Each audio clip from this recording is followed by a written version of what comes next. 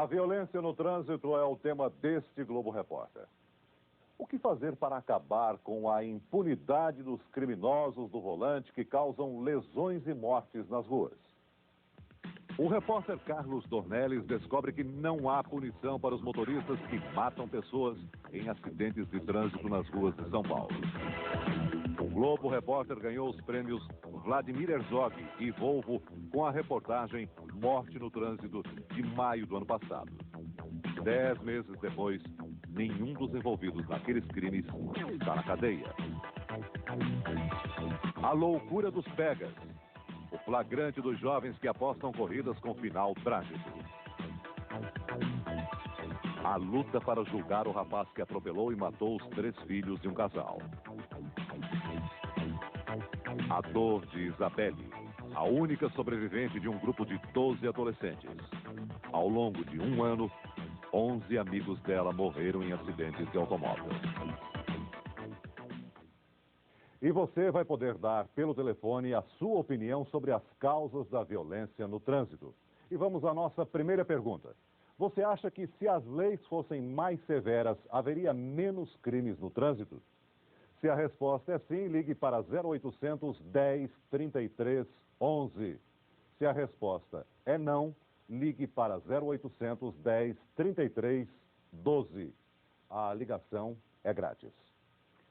Nesta semana de carnaval, centenas de brasileiros morreram nas ruas e estradas, vítimas da violência no trânsito. Em São Paulo, os números são especialmente elevados. Alta velocidade, ferro retorcido, corpo estendido no chão. Os 4 dias de carnaval não deram folga para as estatísticas. Nas estradas de São Paulo, 461 acidentes, 678 feridos, 49 mortes. São Paulo, uma cidade vazia, tranquila, mas só na aparência. Ruas vazias, números assustadores. 1.850 acidentes, quase 500 feridos, 14 mortos.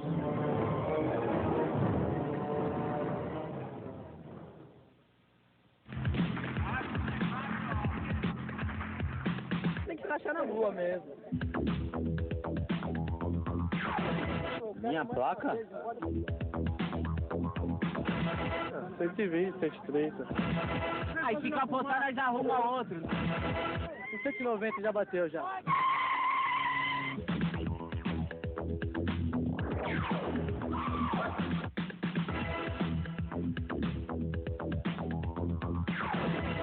No Brasil, morre no trânsito uma pessoa a cada 10 minutos. Nós, tristemente, como sociedade, banalizamos essa quantidade enorme de vítimas. O motorista não se sensibiliza mais quando ele ouve que no Brasil poderão ser 40, 50 mil mortos por ano. Números apenas talvez não impressionem, mas por trás de uma lataria retorcida como essa aqui, tem uma história, e são milhares delas. E em cada uma, quantas vidas? 1, 2, 3? Quem são, afinal, homens, mulheres e crianças que, de repente, se transformam num número a mais nas estatísticas de acidentes?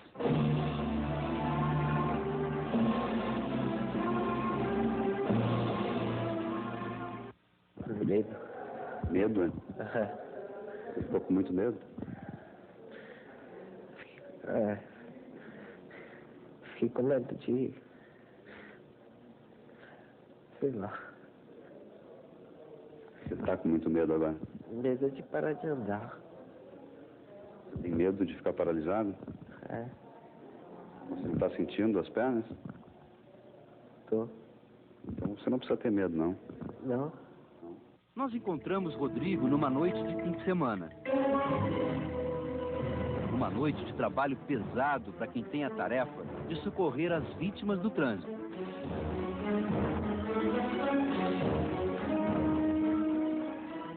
Esse é o comando central do 193, o serviço de emergência do Corpo de Bombeiros de São Paulo. Entre os acidentes que ocorrem durante a noite na cidade, quase 60% acontecem no fim de semana. E nós vamos acompanhar um plantão aqui no 193, numa noite de sexta-feira e madrugada de sábado. 52 Tango 04, PSL. Uma noite tensa. Os chamados não param. Avenida Alcântara Machado.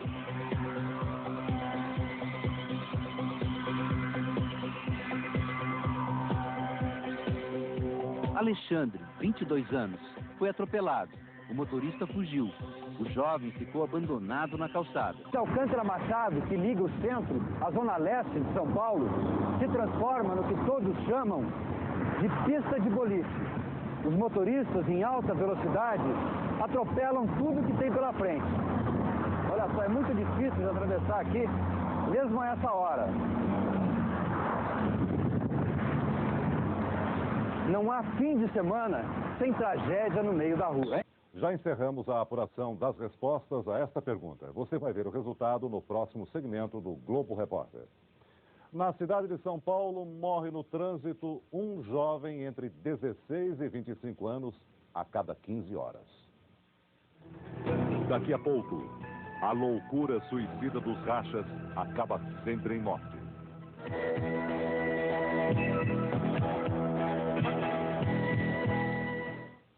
A pesquisa telefônica do Globo Repórter mostra que a maioria acredita na eficácia de leis mais rigorosas contra os criminosos do trânsito.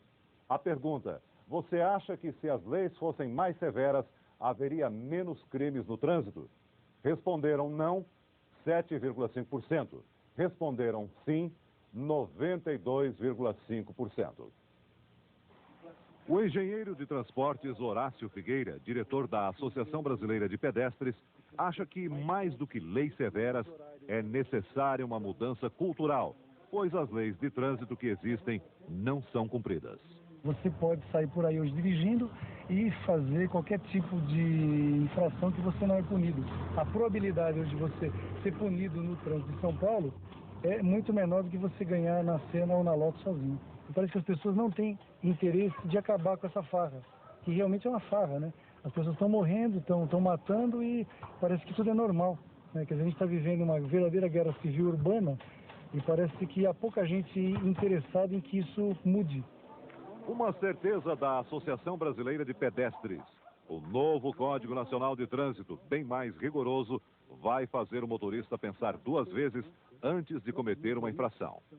O diretor da Abrasp acha um absurdo o novo código ainda não ter sido aprovado pelo Congresso. Cada dia que passa que esse código não é aprovado, a gente poderia, no mínimo, evitar coisa de 40 mortes por dia. É o novo Código Nacional de Trânsito, aprovado pela Câmara Federal e bem mais rigoroso que o atual, espera a votação no Senado há quase um ano. Mas os políticos estão otimistas quanto à rápida aprovação do projeto. Trânsito é considerar crime o motorista dirigir alcoolizado. Nossa segunda pergunta: você acha que 2 latas de cerveja diminuem a sua habilidade para dirigir? Se a resposta é sim, ligue 0800 10 33 11. Se a resposta é não, ligue 0800 10 33 12. A ligação é grátis. Um dos aspectos mais absurdos da violência no trânsito, especialmente nas grandes cidades, é o racha. O repórter Carlos Dornelles documentou essa loucura suicida na cidade de São Paulo. In World War II, the average age of the combat soldier was 26. In Vietnam, he was 19. Turbo, potência, pau na máquina. Os ases do volante se preparam para mais uma disputa. Sábado, 1 da madrugada, hora de racha no centro de São Paulo. Os rambos dessa guerra ocupam a Avenida Marquês de São Vicente. Essa reta é uma reta de 2 quilômetros, da Praça José Vieira de Carvalho Mesquita até a Praça Dr. Pedro Coral. Motos,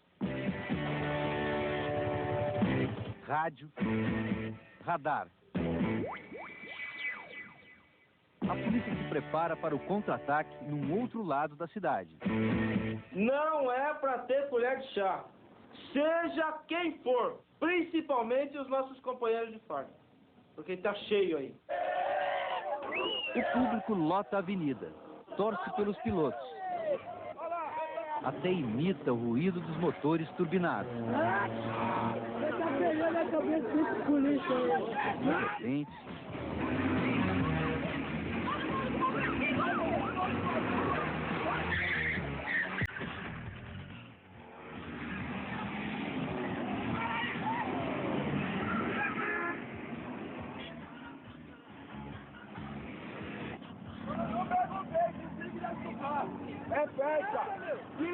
aí dentro do carro, tô pedindo.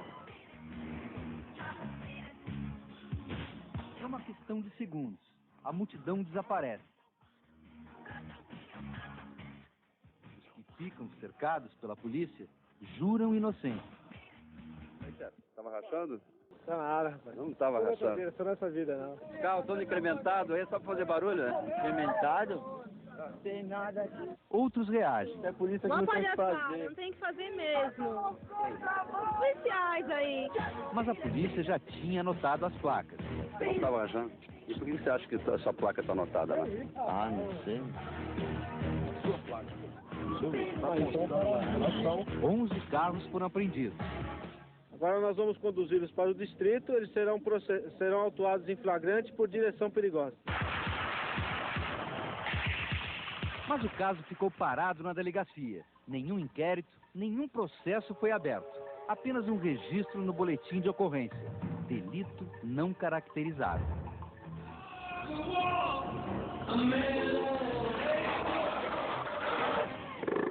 Vila Matilde, zona leste de São Paulo. Olha, eles estão se preparando. Param, vão se agrupando. É uma espécie de abertura oficial do racha aqui nessa região. Todos os carros vêm juntos, as motos. E agora começam a acelerar. Olha só a barulheira.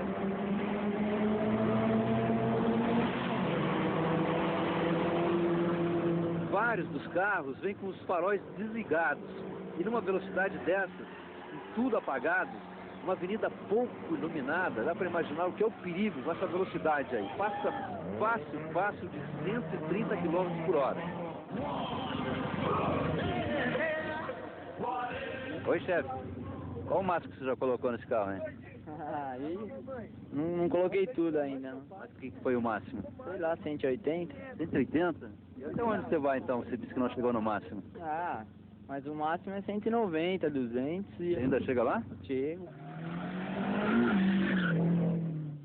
Uma das coisas que mais impressionam aqui, ó, é a participação do público. As pessoas ficam no meio da pista, esperando os carros passarem. E passam muito próximos das pessoas. Você pode matar uma outra pessoa também. Ah, depende. Ninguém morre antes. Aê, mano! Tomou aí como Deus chamar!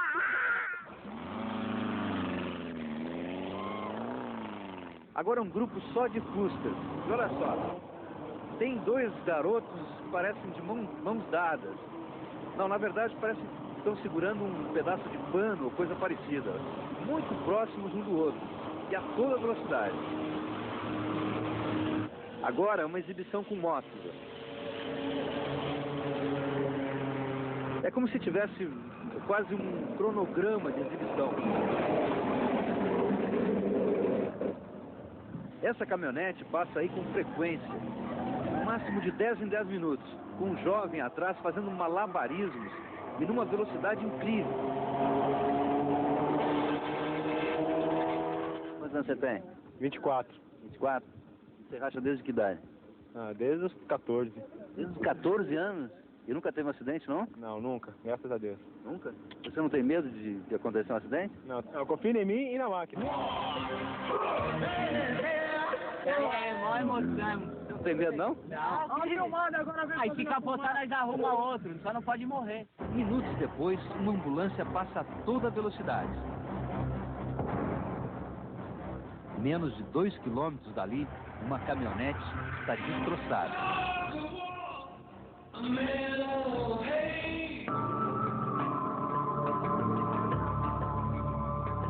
Entre os restos da caminhonete, o motor turbo ainda está intacto. É um aparato de equipamentos para desenvolver altas velocidades.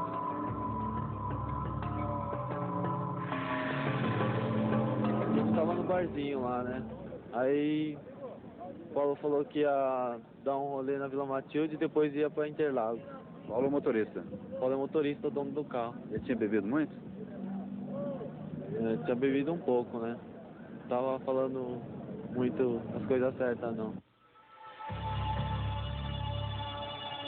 O dono do veículo, Paulo César Avelar, de 21 anos, escapou apenas com ferimentos leves. Paulo César mora nessa casa num condomínio fechado da zona oeste de São Paulo. Só conseguimos encontrar o pai, que comunicou que o filho não quer falar sobre o assunto. O motorista da caminhonete, Paulo César Avelar, não tem muitos motivos para se preocupar. Ele está sendo acusado de triplo homicídio culposo, não intencional. Mas o inquérito se arrasta, as investigações são lentas. O processo tem tudo para ser apenas mais um a fazer volume nas prateleiras da justiça. Paulo César continua com sua carteira de motorista. Encerramos as respostas à pergunta: você acha que 2 latas de cerveja diminuem a sua habilidade para dirigir? O resultado no próximo bloco do Globo Repórter. A cada 2 dias morre atropelada em São Paulo uma criança de menos de 15 anos. Zilda e Eliseu perderam os 3 filhos atropelados por Vinícius Abrantes, que avançou um sinal em alta velocidade. Agora eles lutam por justiça. A maioria dos motoristas brasileiros, pelo menos dos que responderam à nossa pesquisa, leva a sério o risco de dirigir alcoolizado. A pergunta: você acha que 2 latas de cerveja diminuem a sua habilidade para dirigir? Responderam não, 19,6%. Responderam sim, 80,4%. Quem acha que pode dirigir bem depois de tomar 2 latas de cerveja corre sério perigo e põe em risco a vida dos outros. No novo Código Nacional de Trânsito, o Ministério da Justiça propôs que a dose máxima de álcool permitida ao motorista fosse o equivalente a 1 lata de cerveja, metade da dose máxima atual. A proposta se baseou em sugestão do Dr. Moise Edmond Seide, presidente da Associação Brasileira de Medicina do Tráfego. O álcool, em qualquer quantidade, ele altera os reflexos da pessoa. Mas essa alteração se torna significativa a partir de 0,4% de álcool no sangue. O que significa? Depois de tomar 1 lata de cerveja, ou 1 cálice de vinho, ou 1 dose de bebida destilada. A Câmara dos Deputados modificou o projeto original do novo Código de Trânsito e aumentou em 50% a dose máxima de álcool permitida. Os especialistas acham que essa mudança contraria o esforço para reduzir o número de acidentes de trânsito. Eles gostariam que fosse restabelecida a proposta original: 1 copo de cerveja ou de vinho ou 1 dose de uísque como o máximo permitido. O novo Código Nacional de Trânsito, quando for aprovado, vai tornar obrigatório o uso do cinto de segurança em todo o país, nas cidades e nas estradas. Responda agora com sinceridade: você tem o hábito de usar o cinto de segurança na cidade? Se você sempre usa o cinto na cidade, ligue 0800 10 33 11. Se não usa sempre o cinto na cidade, ligue 0800 10 33 12. A ligação é grátis. O maior número de vítimas do trânsito no Brasil é de pedestres. De cada 100 pessoas que morrem no trânsito, 44 morrem atropeladas. Essa proporção é mais alta em São Paulo. 63% das mortes no trânsito em São Paulo são por atropelamento. Histórias de tragédia para uma família e impunidade para o culpado. Quando a mulher estava passando com as 3 crianças, o cara veio, não respeitou o farol, aí catou a mulher e as crianças. 3 crianças. Daniela, 10 anos. Silene, 8. Eduardo, 7. Zilda Guimarães, a mãe, que assistiu à morte de seus 3 filhos. Aí outras crianças chegamos na faixa. Ainda ela esperou o sinal ficar vermelho para ele, para depois ela passar.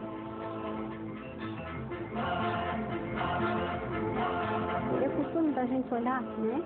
O carro já estava em cima da gente. Eu caí, eu lembro que eu caí, eu procurava as crianças, eu não achava. Ela caiu ali mesmo e as crianças foram voar lá, uns 50 metros.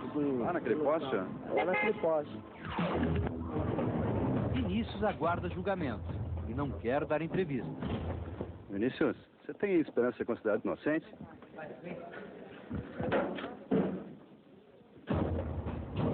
agora é acusação e defesa. Começa uma longa batalha nos tribunais. Se o sinal estava verde, o senhor vai provar também que não havia outros carros parados naquele momento no sinal? Podia até haver carros parados no sinal. O que ele me disse é que o sinal havia aberto naquele momento. E que abriu naquele momento, como ele passou com tanta velocidade? Isso é o que algumas testemunhas estão informando. Segundo as testemunhas que serão ouvidas hoje, já isso foi verificado no inquérito policial, em que ele vinha a pelo menos, as pessoas falam em 140, 120, 150 por hora. Foi involuntário, ele é uma pessoa muito boa, é um rapaz de 19 anos de idade. Infelizmente, o Vinícius foi o causador do acidente. Acidente, em hipótese alguma, como um crime doloso e qualificado. Vinícius foi solto 3 meses depois do atropelamento, porque não tinha antecedentes criminais. O processo anda lento na justiça.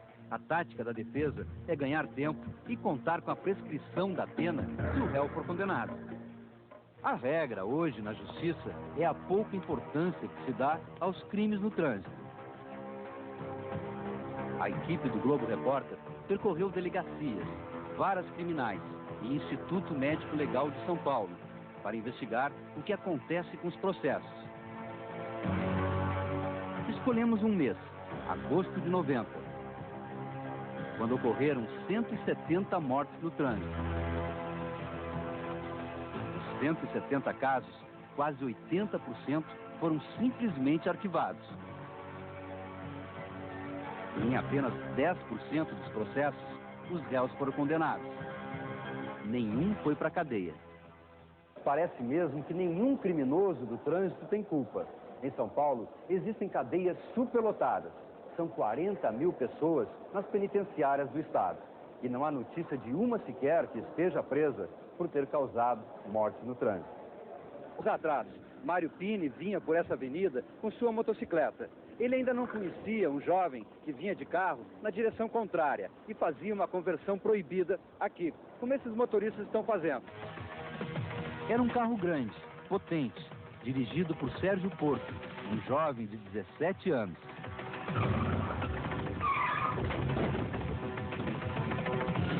Eu caí, ele passou em cima de mim, né? A moto ficou presa no para-choque dianteiro. Para defender a moto, Sérgio Porto deu ré e, na fuga, passou por cima do corpo de Mário pela segunda vez.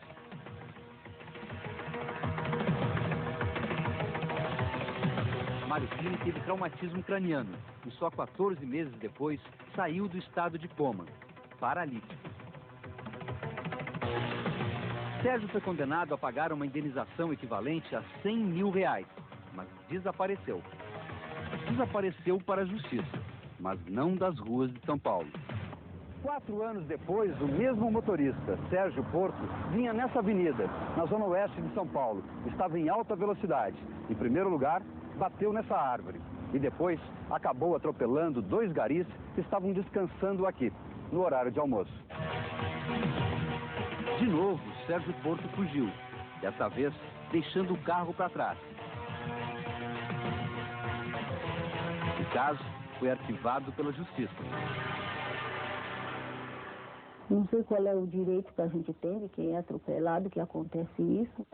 Por incrível que pareça, Sérgio Porto ainda fez uma 4ª vítima, alguns meses depois. Estava de moto quando atropelou a faxineira Maria José Bernardo, em cima da faixa de segurança. Veio de uma vez, aí quando eu cheguei ali, aí eu já senti que eu pus essa perna aqui, que eu ia dar um jeito de me defender, eu senti foi a pancada aqui nessa minha perna, que ainda tem a carne, tá inchada, né? Dona Maria José perdeu a mobilidade numa perna e teve que se aposentar. Eu tinha meu barraco, era na prefeitura, eu vendi. Só teve que vender. Eu vendi, eu decidi tudo que eu tinha. Se a senhora hoje encontrasse o Sérgio Porto, você sabia que o nome dele era Sérgio Porto? Eu nunca guardei o nome dele. Nem sabia o nome? Não. Eu estava atrás de uma pessoa que me disseram que você conhece, não sei se você tem visto ele, Sérgio Porto. O cara que atropelou, né? Ele não aparece mais aqui. Faz tempo que ele se mudou? Ah, eu não vejo ele há mais de um ano. Você nunca mais viu, não, o Sérgio? Nunca mais estudo com ele. Ele está em Santos agora. É este o homem que procuramos. É a última imagem registrada de Sérgio Porto, feita 6 anos atrás. Deixa rolar, eu não tô. Ele não quis dar entrevista e muito menos admitiu os seus delitos no trânsito. Como você falou que daquilo tem dela? Hoje a informação mais concreta é a de que Sérgio Porto se refugiou em alguma cidade do litoral de São Paulo. Norte. Não tem nenhum morador aqui com o nome de Oswaldo Porto? Não. Mas depois de muita procura, nós conseguimos localizar o pai dele. A gente não poderia fazer uma entrevista com ele, não? Não, do jeito que ele nem mora mais.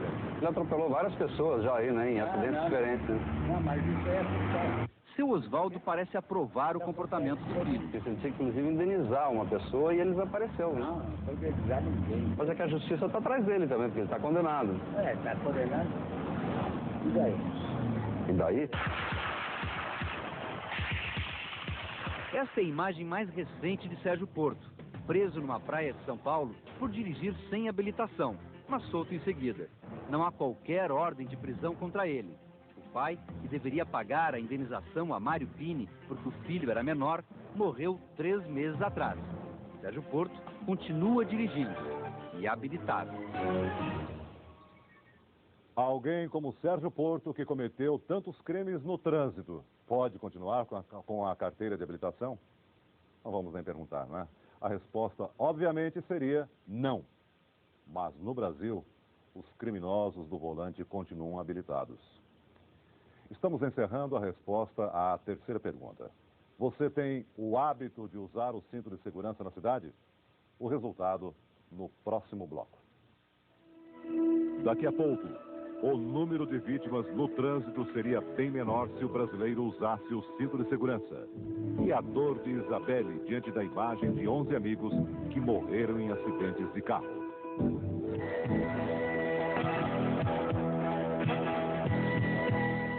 A pesquisa telefônica do Globo Repórter mostra uma diferença pequena entre quem usa e quem não usa o cinto de segurança na cidade.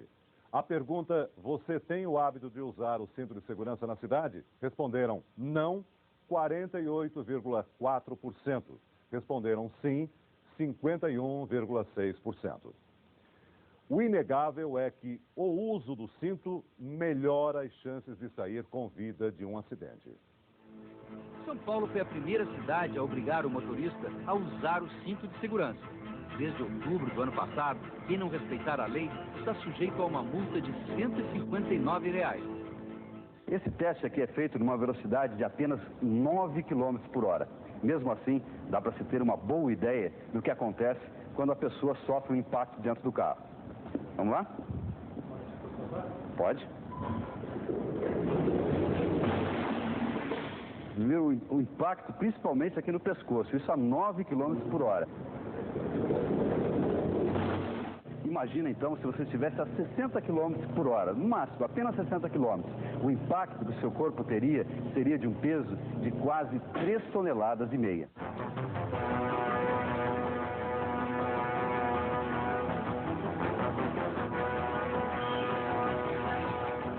São apenas bonecos, só uma reconstituição, mas é uma reprodução fiel da realidade. O cinto de segurança reduz pela metade o número de mortes em acidentes violentos. Renato Yamamoto não teve nenhum escudo para se proteger no dia em que foi atropelado, em cima da calçada. 8 anos depois do acidente em que perdeu a perna, o processo, pedindo uma indenização, ainda se arrasta de tribunal em tribunal. Um fato raro. Foi preso ontem em Maceió, Alagoas, um acusado de crime no trânsito. O estudante Fábio Cerqueira é acusado de homicídio culposo. Em outubro de 93, o carro que ele dirigia subiu na calçada, atropelou e matou o arquiteto Luiz Henrique de Barros. O estudante estava com prisão preventiva decretada desde a semana passada. Ontem, achado pela polícia, reagiu à prisão e tentou fugir no seu carro, mas foi parado a bala. O julgamento de Fábio está marcado para o segundo semestre. Pelo Código Penal, ele pode ser condenado a uma pena de 6 a 20 anos de prisão. Uma questão polêmica é a idade a partir da qual um jovem pode dirigir. Muita gente defende que o limite seja reduzido de 18 para 16 anos. Qual a sua opinião? A lei deve ser mudada para que jovens de 16 anos tirem carteira de motorista? Se quiser responder sim, ligue 0800 10 33 11.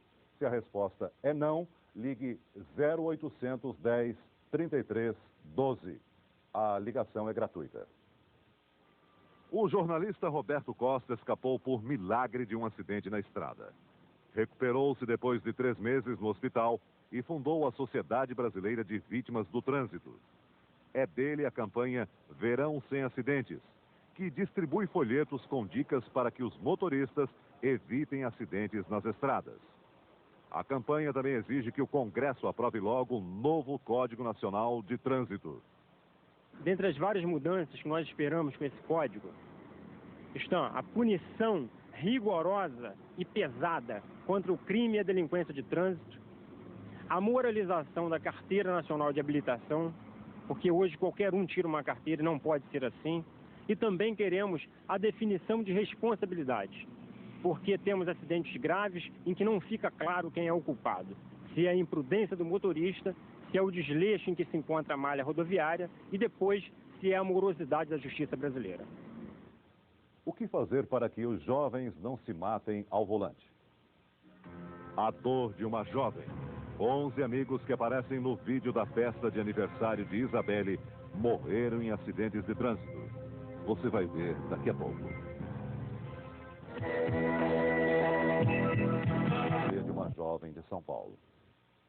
Morreu junto com ele, no mesmo acidente. Esse aqui. E esse. 6 pessoas que sofreram acidente também estão aí. E esse aqui é o Ataíde. É muito triste. Se fosse uma guerra, talvez não fosse tão dolorido. Isabelle, 17 anos, nunca vai esquecer da sua festa de debutante. 12 de novembro de 1991. Cenas de um dia feliz. Cenas de uma festa que nunca mais vai se repetir. Muito. Saber que eu com 17 anos já perdi 11 amigos e... 11 amigos que estavam nessa festa. 11 jovens que morreram em apenas um ano. 11 vítimas da velocidade e da imprudência. 11 vidas perdidas no trânsito.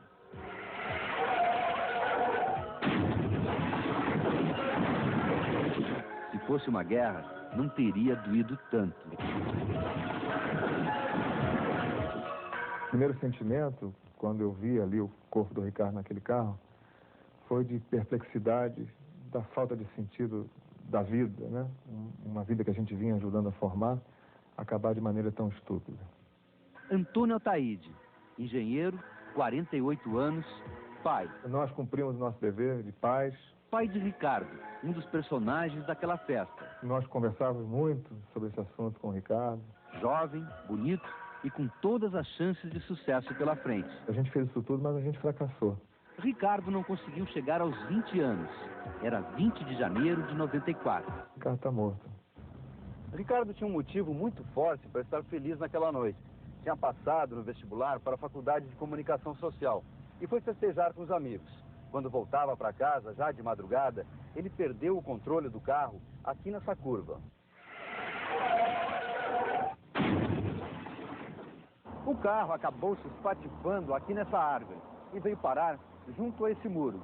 A batida foi tão violenta que, mesmo utilizando o cinto de segurança, Ricardo morreu na hora. Ele estava me dizendo naquela noite: pai, está vendo? Não estudei, passei, estava eufórico. E saiu para comemorar. Eu disse: Rick, fica em casa mais um pouco, descansa aí, deixa para comemorar amanhã. E ele disse: não, eu tenho direito de comemorar, eu passei no vestibular, você sabe o quanto eu queria isso. E é verdade, ele tinha o direito de comemorar. Ele só não tinha o direito de ter colocado a vida dele em risco como ele colocou. Daquele grupo de jovens, ele não foi o último. Apenas 15 dias depois da morte de Ricardo, mais uma tragédia. Esse que está aparecendo é o que teve o último acidente. Morreu num acidente também? Acidente de carro. Era um muito amigo meu, era muito grudado. Para seu melhor amigo, dedicou um poema. Sem querer, você pediu licença e partiu. Momentos marcantes ficam em nossa mente. Seus gestos concretos e o azul de seus olhos ficam estampados no meu coração. Eu seria capaz de me afundar nas profundezas da terra esplêndida para encontrar seus toques sensíveis que acariciariam meu rosto marcado pela tristeza de não ter você ao meu lado. Mas tenho certeza de que você está brilhando aí em cima, como se o sol te aquecesse no brilho de todas as manhãs e te iluminasse eternamente. Te amo, Isabelle. Eu queria que todos prestassem atenção no que eu li. Talvez com isso sentissem um pouco do que uma pessoa sofre ficando aqui. Se conscientizassem um pouco mais na hora de pegar um carro. Não colocar um cinto, beber, sair. Prestasse atenção um pouco mais na vida, porque ela é muito preciosa. Não pode acabar assim.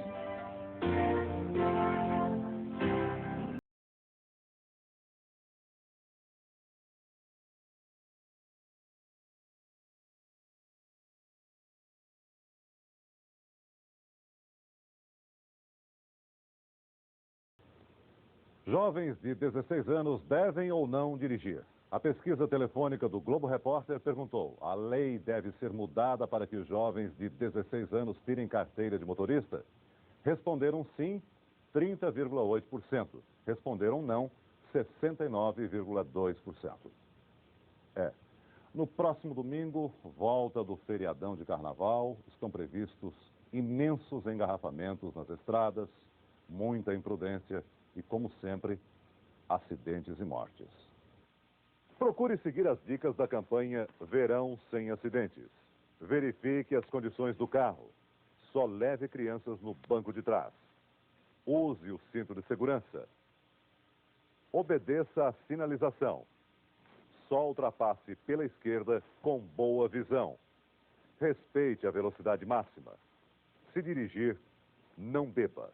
E se beber, não dirija. Boa noite e boa viagem.